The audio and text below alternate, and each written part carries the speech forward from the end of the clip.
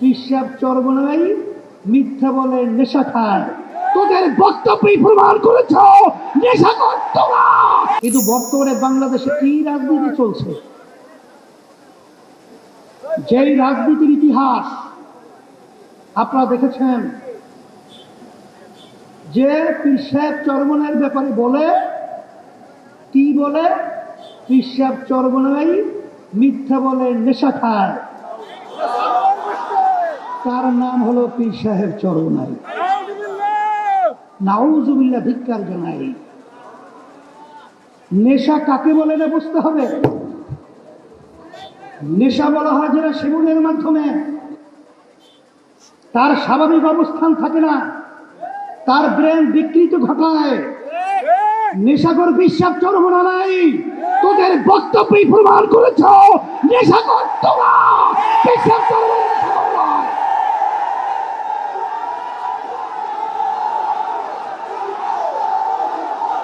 এরপরে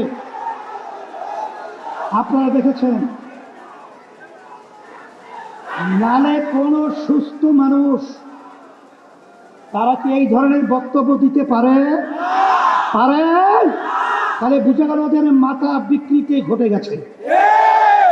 তাহলে প্রমাণিত হয়ে গেল যে তোরাই হলো প্রকৃত নেশাখোর। এরপরে বক্তব্য রাখা হয়, আমরা নাকি খয়রাত চাই, খয়রাত খাই। আমরা ছোটবেলায় শুনছিলাম, যাদের আর্থিক সচ্ছলতা নাই তারা মানুষের কাছে পয়সা চায়, টাকা চায়। কিন্তু আল্লাহর রহমতে আপনাদের দোয়ায় পিসাব চরমনাই ইসলামী আন্দোলন বাংলাদেশের আমি বর্তমানে দায়িত্ব পালন করছি। শুধু আমি নয়, আমার বাবা, আমার দাদা, আমার দাদার দাদা, তারাও কিন্তু আলহামদুলিল্লাহ অর্থনৈতিকভাবে আল্লাহ অনেক সচ্ছল রেখেছেন। আমার আব্বাজান রহমাতুল্লাহি আলাইহি, তিনি কিন্তু প্রথম জীবনে যখন হজ করেছিলেন তখন তিনি নিজের ব্যবসার টাকা দিয়া, দাদাজান থাকা অবস্থায় বাপের টাকা নেয় নেই, তার নিজের ব্যবসার টাকা দিয়া তার উপর হজ খরচ হয়েছে। সেই টাকা দিয়ে তিনি হজ করেছেন। আর তোরা বলছো আমরা ভিক্ষা করি, ভিক্ষা নেই। আসলে প্রকৃত ভিক্ষুক তারা আজকে বাংলাদেশে প্রমাণিত হয়ে গেছে। আজকে সর্বক্ষেত্রে তোরা চাঁদাবাজি করো, তোরা আজকে ভিক্ষুক হয়ে বাংলার জমিনে ইতিহাস প্রকাশ করেছে। এই হিসেবে আমি বলবো যে আমাদেরকে বলা হয় বিভিন্ন সময় আমরা নাকি মূর্খ।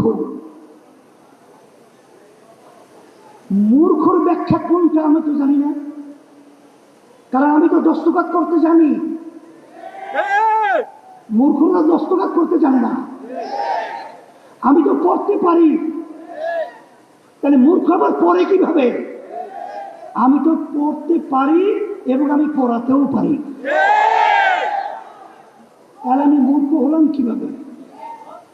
আসলে যারা এই বক্তব্য রেখেছে তারাই হলো জ্ঞান পাপী, তারাই হলো প্রকৃত মূর্খ। এই হিসাবে বলব আজকে বাংলাদেশের মধ্যে সুষ্ঠু ধারা রাজনীতি করার মতো পরিবেশ কেমন জানি দিনের দিন নষ্ট হতে চলছে। কিন্তু আমাদের দুঃখ হয়, এই দেশটা আমার, এই দেশটা আমি জন্মগ্রহণ করেছি, এই দেশের মহাব্বত এটা ঈমানের একটা অংশ। সে লক্ষ্যে আপনারা দেখেছেন জুলাই 5ই আগস্ট ইসলামী আন্দোলন বাংলাদেশ,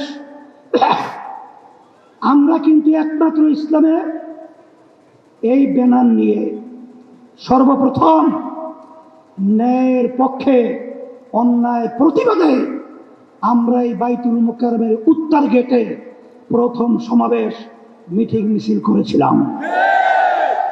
আপনারা দেখেছেন 1987 সাল ইসলামী আন্দোলন বাংলাদেশ প্রতিষ্ঠিত হয়েছে। অদ্যাবধি পর্যন্ত আমাদের একটা এমপিও কিন্তু আমাদের দলীয় ব্যানারে সংসদে যায় নাই। এর অর্থ কি? আমরা তো দুর্বল না, কিন্তু আমরা চাঁদাবাজদের সহযোগী হই নাই, খুনিদের সহযোগিতা হই নাই, দেশের টাকা বিদেশে পাচারকারীদের সহযোগী ক্ষমতায় যাওয়া সিঁড়ি আমরা হই নাই। সেই হিসাবে এখন 5ই আগস্টের পরে সুন্দর একটা দেশ গড়ার মতো পরিবেশ তৈরি হয়েছে। আমি যুবকদেরকে বলবো, তোমরা যদি আজকে ন্যায়ের পক্ষে অন্যায়ের প্রতিবাদে আওয়াজ তুলতে পারো, তাহলে আল্লাহর রহমতে, আল্লাহর খাস মেহেরবাড়িতে এই দেশ একটা সুন্দর দেশে পরিণত হবে ইনশাআল্লাহ। সাথে সাথে আমি আমার অন্যান্য ভাইদেরকে বলবো, রাজনৈতিক দল যারা রয়েছেন, আসেন আমরা ক্ষমতা প্রেমিক না হয়ে আমরা দেশ প্রেমিক হই। আমাদের দেশের জন্যে আমরা আমাদের কথা, কার্যক্রম, বক্তৃতা, আমাদের সমস্ত কার্যক্রমগুলো থাকুক, সেইভাবে আমরা পথ চলি। একে অপরের প্রতি আমরা ঘৃণা সৃষ্টি না করে আমরা দেশ গড়া, মানবতার কল্যাণে এবং ইসলামের কল্যাণে কাজ করি। তোমাদের সকলকে ধন্যবাদ। আমি দোয়া করি, দোয়া চাই, আল্লাহ আমাদের সবাইকে যেন ইসলাম দেশ, মানবতার কল্যাণে কাজ করার তৌফিক দান করেন। আর বিশেষ করে আমি প্রশাসন ভাইদেরকে বলবো, আপনারা নিরপেক্ষ থাকবেন। অমুক দল বড়, অমুকে ক্ষমতায় যাবে, এই চিন্তা আপনারা করবেন না। আপনারা সকলের ব্যাপারে আপনারা নিরপেক্ষ ভূমিকা পালন করবেন। আর অন্তর্বর্তীকালীন সরকারকে আমি বলবো, আপনারা লেভেল প্লেইং ফিল্ড তৈরির জন্য যা যা করা দরকার সেইভাবে দায়িত্ব পালন করবেন। আল্লাহর রহমতে বাংলাদেশের জনগণ আপনাদের সাথে থাকবে, আছে।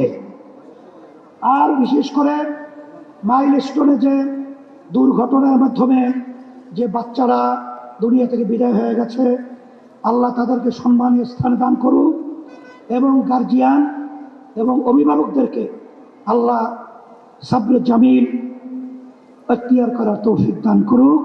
আল্লাহুম্মা আমিন। রব্বানা আতিনা ফিদ দুনিয়া হাসানা ওয়া ফিল আখিরাতি হাসানা ওয়া কিনা আযাবান নার বিরহমাতিকা ইয়া আরহামার রাহিমিন।